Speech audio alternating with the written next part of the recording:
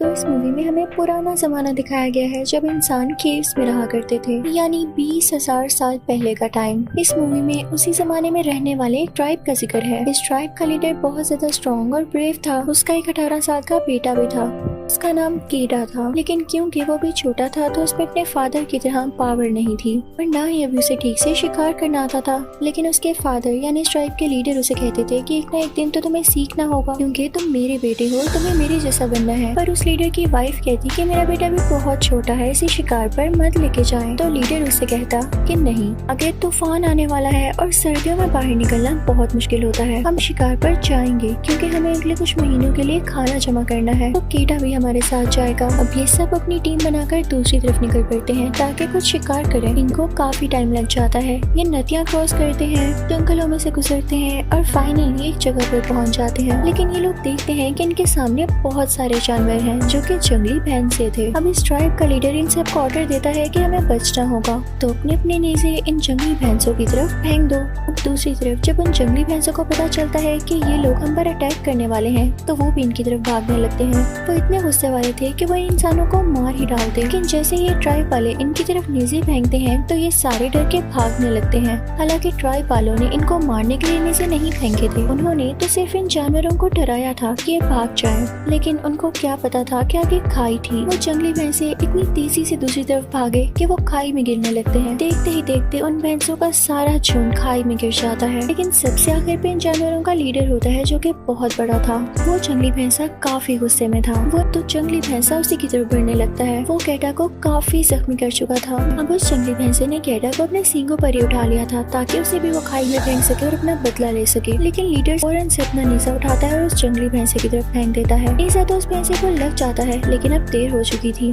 केडा नीचे गिर चुका था। वो खाई बहुत ही गहरी थी। अब सीन यहीं पर कट हो जाता है और हम कुछ दिन पहले का टाइम देखते हैं जहाँ पर ये लोग शिकार पर जाने की भी तैयारी कर रहे थे। तो ट्राइब का लीडर सब कबीले वालों से कहता है कि चलो मेरे लिए औजार बनाकर दिखाओ, कुछ ऐसे वेपन्स बनाओ जिनसे हमारा शिकार आसानी से हो सके। अब सब अपने अपने वेपन्स यानी औजार बनाने लगते हैं। केडा भी अपना औजार बनाकर अपने फादर यानी उस ट्राइब के लीडर को दिखाता है। लीडर कहता है, वाह, मेरे बेटे ने तो बहुत अच्छा वेपन बनाया। लीडर को एक और लड़के का बनाया गया वेपन पसंद आता है, तो वो बाकी कबीले वालों से कहता है कि हमें इन दोनों की पावर को और चेक करना होगा। वो अपने कबीले वालों से कहता है कि आप इन दोनों को मारें, इनकी स्ट्रेंथ चेक करें। खुद वो लीडर दूसरी तरफ मुंह कर लेता है क्योंकि उसके बेटे को बीमार पड़ रही थी, लेकिन उसके लिए ऐसा करना जरूरी भी था ताकि वो अपने बेटे की पावर चेक कर सकता। अब जब वो लोग मारना बंद करते हैं तो वो लीडर अपने बेटे के पास जाता है और उसे प्यार करता है। उससे कहता है कि इस फेज में भी तुम पास हुए, तुमने बहुत अच्छा किया, मैं तुमसे खुश हूँ और जल्दी तुम बाकी चीजें भी सीख जाओगे। वो अपने बेटे से कहता है कि तुम्हें शिकार पर भी बहुत अच्छा परफॉर्म करना है। अब रात हो जाती है। लीडर अपनी बीवी के साथ होता है यानी केडा की माँ के साथ। तो वो उनसे कहती है कि आप एक बार फिर सोच लें, केडा अभी बच्चा है। आप भी जानते हैं कि शिकार के दौरान कितनी प्रॉब्लम्स आती हैं। तो लीडर कहते हैं अगर वो प्रॉब्लम्स नहीं फेस करेगा तो निखरेगा कैसे, यानी उसमें हिम्मत और पावर कैसे आएगी। हम पे मुश्किलें इसीलिए आती हैं ताकि हम उन्हें ओवरकम करना सीखें और हमारे लिए फिर सब कुछ आसान हो जाए। और वैसे भी तुम्हें घबराने की कोई जरूरत नहीं, वो हमारा बेटा है तो वो हम जैसा बहादुर ही बनेगा। तो लीडर की वाइफ उनसे कहती है कि ठीक है, मुझे आप दोनों पर भरोसा है। और फिर अब वो दिन आ जाता है जब इन लोगों ने शिकार पर निकलना था। ये लीडर अपने लोगों की टीम बनाकर शिकार के लिए निकल पड़ते हैं। रास्ते में जाते जाते एक स्टोन स्ट्रक्चर दिखाई देता है जो कि इनके बाप दादा ने बना रखा था ताकि इनको सही डायरेक्शन का पता चल सके। उस जमाने में लोग इस तरह की चीजें बनाकर या सितारे देखकर डायरेक्शन का पता लगाया करते थे। अब ये लोग चल रहे होते हैं कि सामने से इन्हें एक और कबीला आता हुआ दिखाई देता है। उनको पता चलता है कि वो भी शिकार पर आया है। अब ये सब एक साथ मिल जाते हैं। अब आगे चलकर इन्हें एक जंगली पेग मिलता है। कबीले का लीडर अपने बेटे केडा से कहता है कि इसको मारो, इसका शिकार करो। लेकिन केडा ने आज तक किसी जानवर को कुछ नहीं किया था तो उसका दिल नहीं चाहता उसे मारने का। और लीडर कहता है कि अगर ऐसे ही चलता रहा तो तुम कभी भी मेरे बाद इस ट्राइब के लीडर नहीं बन पाओगे, फिर तुम्हारी जगह मुझे किसी और को लीडर बनाना होगा। अब रात को एक जगह पहुँचकर ये लोग आग जला लेते हैं और उसके इर्द गिर्द बैठ जाते हैं। तभी इन्हें किसी जानवर की आवाज आती है। लीडर इन सबसे खामोश रहने को कहता है। अचानक से एक छुपा हुआ शेर बाहर आता है। वो वहाँ से कैडा के दोस्त को झपट कर अपने साथ ले गया था और ये सीन कैडा से बर्दाश्त नहीं होता। वो काफी डर जाता है। अब ये सब लोग उस लड़के की याद में कुछ पत्थर रखते हैं और आगे के लिए निकल जाते हैं। अब सारा दिन ये लोग मेहनत करते हैं और रात भी यहीं पर हो जाती है। आज ये सब लोग एक गार में रुके थे। अब कबीले का लीडर और उसका बेटा कैडा कार से बाहर आते हैं तो लीडर उसको उन दोनों के हाथ पर बनाई गई डिजाइन आसमान से मैच करने को कहता है, जो कि उनको रास्ता ढूंढने में मदद कर सकते थे। और फिर वो उसे अपने साथ ले जाता है और अच्छी अच्छी बातें समझाने लगता है। वो कुछ भेड़ियों को देखते हैं, लेकिन उनमें से एक भेड़िया था जो कि लहदा खड़ा हुआ था और वही उनका लीडर था। तो लीडर अपने बेटे कैडा से कहता है कि देखो ये सबसे लहदा है, तभी तो लीडर है। वो लीडर बहुत रोने लगता है क्योंकि उसे ये लग रहा होता है कि इतनी सख्त चोट लगने के बाद उसका बेटा जिंदा नहीं बचा होगा। वो उधर ही बैठा रहता है, अपने बेटे को आवाजें देता रहता है, लेकिन उसका बेटा उसे कोई जवाब नहीं दे रहा होता। इसी तरह रात हो जाती है। उसके कबीले वाले भी वहाँ पर होते हैं। वो सारी रात अपने बेटे को पुकारता है, उसे आवाजें देता है, लेकिन कोई फायदा नहीं होता। सब लोग समझते हैं कि कैडा मर चुका है। वो लोग उसकी मेमोरी में भी वहाँ पर पत्थर रख देते हैं, जैसा कि वो किसी के मरने के बाद करते थे। अब अगली सुबह हम देखते हैं कि कैडा के पास कुछ परिंदे आकर उसे नोचने लगते हैं, लेकिन तभी कैडा को होश आ जाती है और वो उठकर बैठ जाता है। वो काफी डर जाता है और अपने कबीले वालों को और अपने फादर को बुलाने लगता है, लेकिन वहाँ पर कोई भी नहीं होता क्योंकि सारे वहाँ से जा चुके थे। अब वो खुद ही आहिस्ता आहिस्ता नीचे उतरने की कोशिश करता है, लेकिन वो पहाड़ ऐसा नहीं था कि उससे नीचे उतरा जा सके। फिर अचानक से वहाँ एक मिरेकल होता है और बारिश शुरू हो जाती है। जिस खाई में वो जाने वाला था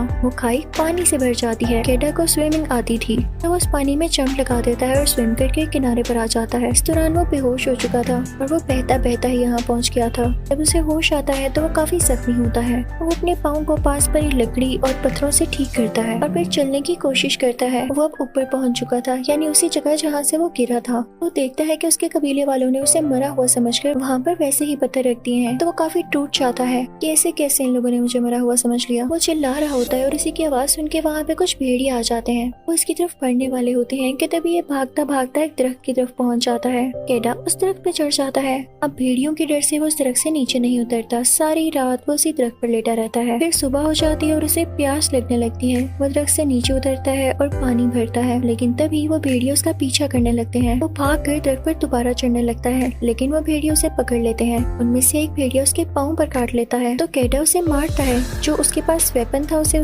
जख्मी कर देता है। अब वो भेड़िया वहाँ पर गिर जाता है तो इतनी देर में कैडा दरख्त पर चढ़ जाता है और बाकी भेड़िया नीचे ही खड़े होते हैं उसके इंतजार में। लेकिन इसी तरह रात हो जाती है। लेकिन जब कैडा नीचे नहीं आता तो सारे भेड़िए वहाँ से चले जाते हैं, लेकिन जख्मी भेड़िया अभी तक वहीं पर था। पहले तो उसको लगता है कि ये भी मर गया है, लेकिन वो दर्द से चिल्ला रहा होता है। कैडा जब उसको देखता है तो वो कहता है कि चलो इसकी दर्द खत्म करने के लिए मैं इसे मार ही देता हूँ। वैसे भी अगर ये जिंदा रहा तो ये मुझे मार देगा। वो उसे मारने के लिए नीचे उतरता है, लेकिन उसकी मासूम शक्ल देखता है। होते तो भेड़िए बहुत खतरनाक है, लेकिन यहाँ पर ये काफी इनोसेंट लग रहा होता है। दोनों एक दूसरे की आंखों में देखते हैं। वो पता नहीं कैडा को क्या फील होता है और वो इसे नहीं मारता। इस भेड़िया का मुंह बंद कर देता है ताकि वो इसे काटे ना, और उसे उठा के आगे चल पड़ता है। वो उस भेड़िया के साथ एक गार में आ जाता है और दोनों वहीं पर सो जाते हैं। जब अगली सुबह कैडा की आंख खुलती है तो वो देखता है कि भेड़िया आराम से बैठा हुआ है, यानी वो कैडा पर अटैक नहीं कर रहा। जब उस गार में रोशनी फैलती है तो कैडा देखता है कि ये तो वही गार है जहाँ पे ये लोग आकर बैठा करते थे। वो बाहर जाता है, कुछ हर्ब्स लेता है और उनका मिक्सचर बना के अपने जख्म पर लगाने लगता है। कैडा की नजर उस भेड़िए पर पड़ती है। उस भेड़िए को काफी प्यास लगी हुई थी तो अपने मुंह की रस्सी खुद ही खोल देता है।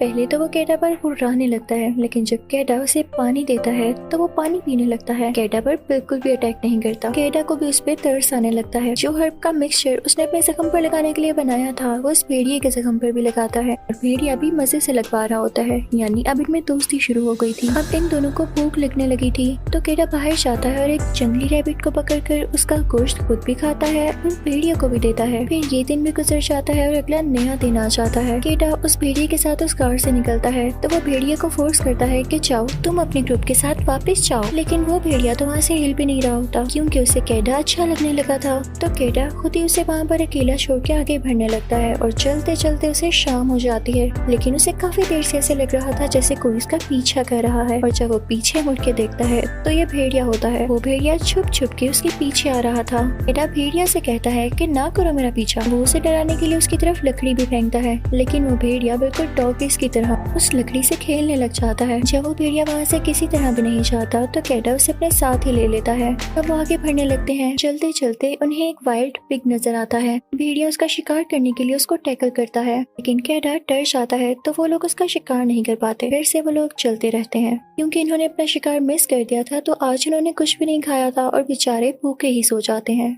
सुबह हो जाती है और फाइनली वो भेड़िया कैडा को भी शिकार करना सिखा देता है। ये दोनों खाने के लिए किसी चीज का अरेंज कर ही लेते हैं। इसी तरह से इनकी दोस्ती बढ़ती जाती है और दोनों एक साथ रहते थे। अगले दिन भी भेड़िया मछलियां पकड़ कर देता है कैडा को। कैडा उस भेड़िया से कहता है कि तुम तो बहुत अच्छे हो, मैं तुम्हारा नाम एल्फा रखता हूँ। अब हम देखते हैं कि कैडा को वहाँ से निकले हुए काफी दिन हो जाते हैं और मौसम भी चेंज होने लगता है। काफी सर्दी आ चुकी थी और स्नो फॉलिंग भी होती रहती थी। हर तरफ बर्फ ही बर्फ हो जाती है। अब हम ये भी फील करते हैं कि कैडा अब डरता नहीं था। वो खुद भी शिकार कर लिया करता था क्योंकि ये सब उसे भेड़िया ने सिखा दिया था। अब रात को कैडा और वो भेड़िया यानी अल्फा मिलकर खाना खा रहे होते हैं, लेकिन तभी वहाँ पर एक और भेड़िया आता है जो कि कुर्रा रहा होता है। कैडा क्योंकि अब डरता नहीं था तो अपना नेज़ा उठाता है और उसका सामना करने चाहता है, लेकिन तभी फील करता है कि ये अल्फा का ही कोई साथी है। वो अपने खोए हुए साथी यानी इस भेड़िया अल्फा को अपने साथ लेने आया था। अल्फा जब उसके साथ जाने लगता है तो वो पीछे मुड़कर कैडा की तरफ देखता है, जैसे उसे शुक्रिया कह रहा हो। उसकी आंखों से ऐसा लग रहा था जैसे उसका भी जाने का दिल नहीं है, लेकिन कैडा उससे कहता है कि तुम्हें जाना होगा। कैडा समझ सकता था कि अपनी फैमिली से दूर रहने का गम और दुख कितना ज्यादा होता है, तो वो अल्फा को भी उसकी फैमिली के पास भेज देता है। लेकिन जैसे ही अगला दिन होता है तो कैडा अपने दोस्त अल्फा को बहुत मिस करने लगता है, क्योंकि वो इतने दिन उसी के साथ तो रहा और उसी ने उसको शिकार करना सिखाया। वो बहुत अकेला फील करने लगता है। रात हो जाने पर जब वो सोता है तो उसे ख्वाब में अपने फादर और मदर आते हैं। उसके फादर उसकी माँ को बता रहे होते हैं कि हमारा बेटा अब नहीं रहा, और उसकी माँ पूरी तरह से टूट जाती है। कैडा डर कर उठ जाता है और वो कहता है कि मैं ऐसा नहीं होने दूंगा, मैं अपनी माँ को इस दुख में नहीं देख सकता और जब तक मुझ में हिम्मत है मैं आगे बढ़ूंगा और अपने घर पहुँचूंगा। कैडा चलने लगता है। सामने ही उसे भेड़ियों का झुंड नजर आता है। अल्फा की काफी याद आ रही थी तो वो उसे बुलाने के लिए फौरन से भागने लगता है, लेकिन वो कोई जमा हुआ लेक था। उसके ऊपर से बर्फ टूट जाती है और कैडा उसके अंदर गिर जाता है। पानी बहुत ज्यादा ठंडा होने की वजह से कैडा जमने लगा था, उससे स्विम भी नहीं किया जा रहा था। तभी वहाँ पर अल्फा आता है और उसे बचाने की कोशिश करता है। नीचे से कैडा भी अपना खंजर यानी नाइफ निकालता है और सक्सेसफुली वो नीचे से बर्फ को तोड़कर ऊपर आ जाता है और अल्फा उसे खींचता है। अल्फा उसे बचाकर काफी खुश था। अब वो दोनों एक साथ आग के पास बैठ जाते हैं और रात को रेस्ट करते हैं। अगली सुबह जब कैडा बेटर फील करता है तो वो दोबारा से चलने के लिए निकल पड़ता है। रास्ते में उसे एक आदमी दिखाई देता है जो कि बैठा हुआ था। कैडा जब उसके पास जाता है तो वो आदमी बेचारा बर्फ की वजह से जम चुका था। ये बात कैडा को बहुत डिसअपॉइंट करती है क्योंकि उसे लग रहा था कि जल्द ही वो भी बर्फ में मारा जाएगा। लेकिन अल्फा भी उसकी गोद में सर रख लेता है, जैसे वो उसे कन्विंस कर रहा हो कि तुमने हिम्मत नहीं हारनी। बिल्कुल उसके साथ ही रहता है और उसकी बॉडी के साथ लग जाता है ताकि उसे गर्मी मिले। कितना क्यूट भेड़िया था ये। तो कैडा कुछ हिम्मत करता है। जो आदमी मर चुका था वो उसके घर से कुछ कपड़े लेता है और फिर वो दोनों आगे बढ़ने लगते हैं। लेकिन तभी उनके पीछे जंगली जानवर पड़ जाते हैं और वे गार में आकर छुप जाते हैं। लेकिन अल्फा वहाँ कुर्राने लगता है। का मतलब ये था कि केव में कोई जंगली और खतरनाक जानवर था। ऐसा ही होता है, वो एक ब्लैक पैंथर होता है। वो आकर उन पे हमला करने लगता है, लेकिन अल्फा फौरन से उसके सामने जाकर उससे लड़ने लगता है। अल्फा काफी जख्मी हो चुका था। कैडा के पास जो तीर कमान था यानी बो और एरो, वो उसे शेर पर शूट कर देता है, जिससे शेर जल्द ही मारा जाता है। कैडा को बहुत बुरा लग रहा होता है कि अल्फा बेचारा मेरी खातिर इतना जख्मी हो गया। उसके जख्मों को ठीक करता है और उसका शुक्रिया अदा करते हुए कहता है कि मैं और तुम हमेशा साथ रहेंगे। फिर वो दोनों दोबारा से निकल पड़ते हैं, लेकिन यहाँ पर स्नो फॉलिंग स्टार्ट हो चुकी थी और वो बेचारा भेड़िया भी काफी जख्मी था और चल नहीं पा रहा था। तो कैडा उसे भी अपनी गोद में उठा लेता है। दोनों बर्फ के सी तूफान में चल रहे थे। दोनों को शदीद भूख लग रही थी क्योंकि इन लोगों ने खाना ही नहीं खाया था। वो दोनों वहीं सो जाते हैं। कैडा को एक और ख्वाब आता है, इसमें वो अपने पेरेंट्स को देखता है। तो वो उठ के कहता है कि नहीं, मैं हिम्मत नहीं हारने वाला, मैं जरूर अपने घर जाऊंगा। चलता रहता है और फाइनली उसका घर आ चुका था। कबीले वाले और उसके पेरेंट्स काफी उदास बैठे हुए थे। कैडा ने उस भेड़िए को अपनी गोद में ही उठाया हुआ था। लीडर ये देखते हैं कि मेरा बेटा आ चुका है तो वो फौरन उसके पास जाते हैं। वो इतने खुश थे कि मैं आपको क्या बताऊं। कैडा उनकी तरफ हाथ बढ़ाकर कहता है कि डैड, मैं वैसा बन गया जैसे आप चाहते थे। अब आपको मुझ पे फख्र है। तो लीडर अपने बेटे को अपने गले से लगा लेते हैं और कहते हैं, हाँ मेरी जान, मुझे फख्र है तुम पर। इसकी माँ भी बहुत खुश होती है और उसको गले से लगा लेती है। कैडा को और अल्फा को आग के पास रखा जाता है और उनके जख्मों को ठीक किया जाता है। इनफैक्ट अल्फा एक फीमेल थी, उसके छोटे छोटे वुल्फ बेबीज भी पैदा होते हैं। कबीले वाले उन वुल्फ्स का काफी ख्याल रखते हैं। जब ये सब मिल के रह रहे थे भेड़ियों में और इन कबीले वालों में बहुत प्यार हो चुका था। तभी अब इस कबीले का लीडर बन चुका था और सब भेड़िए बड़े हो चुके थे। इसी के साथ इस अच्छी सी मूवी की एंडिंग होती है। Thank you for watching.